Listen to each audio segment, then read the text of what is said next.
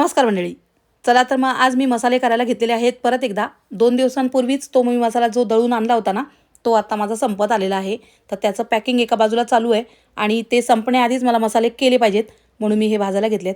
खरं तर हे मसाले जे गरम मसाले आहेत म्हणजे खडे मसाले आणि मिरच्या 3 दिवसांपासून बाहेर सुकायला घातले होते. ते सुद्धा तुम्हाला मी दाखवते आत्ता. आणि हे मसाले जे आहेत तर त्याच्यामध्ये आता मी कोणता मसाला करायला घेतला आहे तर ते सर्वात आधी सांगते. तर कोल्हापुरी कांदा लसूण मसाला आहे तो मी करायला घेतला आहे. त्याच्यामध्ये मी काय काय वापरते तर लाल मिरच्या आहेत त्या मी 5 प्रकारच्या वापरते. म्हणजे खडे मसाले आहेत ते मी 25 ते 26 प्रकारचे वापरते.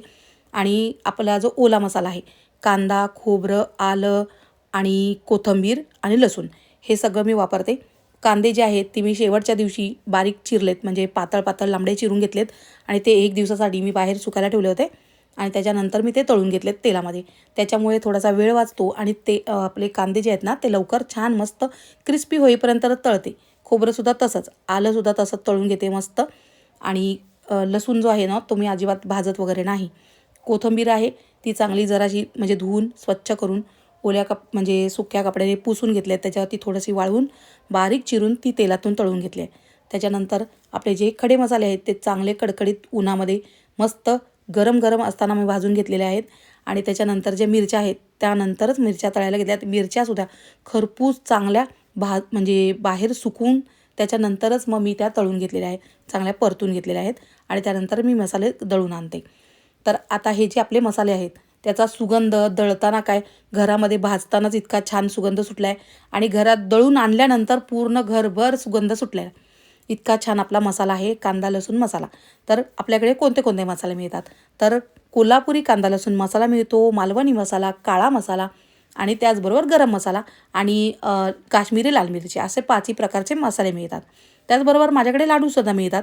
तर लाडू कोणते कोणते तर डिंक मेथी ड्रायफ्रूट हिरव्या मुगाचे पौष्टिक लाडू त्याचबरोबर शेंगदाण्याचे सुद्धा लाडू मिळतात. शेंगदाण्याच्या लाडूमध्ये मी ड्रायफ्रूट मिक्स करून देते. तर असे 5ही प्रकारचे आपल्याकडे लाडू मिळतात. त्याचबरोबर माझ्याकडे शुद्ध देशी गाईचं तूप मिळतं आणि त्याच तुपामध्ये मी हे लाडू करते. हल्ली सर्वच मुली बाहेर कामाला जातात. त्याच्यामुळे हे घरगुती पद्धतीने केलेले मसाले त्यांना करायला वेळ मिळत नाही. काहींचे बाळं लहान असतात आणि काही आता वयोवृद्ध झालेत तर त्यांनासुद्धा हे मसाले घरात करता येत नाही. मग अशा वेळी तुम्ही हे मसाले मागवू शकता. तर माझे खूप कस्टमर तर लाडूचे आहेत. आधी ते लाडूसाठीच जॉईन झाले होते आणि आता त्यांनी एकदम बिनधास्त माझ्यावरती विश्वास ठेवून त्यांनी हे मसाले माझ्याकडून घेतलेत आणि त्यांना ते खूप आवडले. आणि आता मला परत परत त्याची माझे जेवढे पण लाडूचे आणि मसाल्याचे रिपीट कस्टमर झालेले आहेत.